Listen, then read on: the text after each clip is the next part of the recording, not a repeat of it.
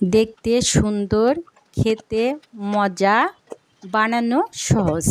আজ আমি আপনাদের সাথে শেয়ার করতেছি জেল পুডিং। এখানে আমি দুধ ঘন করে নিয়েছি, 2 চামচ চিনি দিলাম, হাফ চামচ আগার আগার দিলাম, দিয়ে ভালোভাবে মিশিয়ে নিলাম। ভালোভাবে না মিশালে কিন্তু আগার আগার জমাট বেঁধে যাবে। তারপরে দিয়ে দিলাম আমি এখানে ভ্যানিলা এসেন্স। যেহেতু দুধটা আমার জাল দেয়াই আছে, সেহেতু আমি একটা বলক আসলেই নামিয়ে ফেলবো। তারপরে আমি আমার পছন্দ মতন একটা বাটিতে ঢেলে নিব।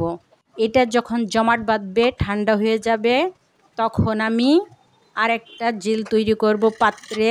সেখানে আমি দিয়ে দিব 1 গ্লাস পানি, সামান্য পরিমাণ চিনি, মানে এই পানিটা মিষ্টি হতে যতটুকু চিনি লাগে ততটুকু চিনি দিতে হবে। তারপর দিয়ে দিলাম ভ্যানিলা এসেন্স, দিয়ে এটাও আমাকে খুব ভালোভাবে নাড়তে হবে। এখন আমি দিয়ে দিলাম 1 মুঠো রং, দিয়ে ভালোভাবে মিশিয়ে এটা আমি জাল দেব। এটা ততক্ষণ পর্যন্ত জাল দেব, ততক্ষণ পর্যন্ত যতক্ষণ না এটা আমার কাছে আঠালো আঠালো মনে হয়। যখন আমি দেখব এটা আঠালো আঠালো হয়ে গেছে, তখন এটা আমি নামিয়ে আমার যে দুধের পুডিংটা আছে সেখানে আমি এটা ঢেলে দেব।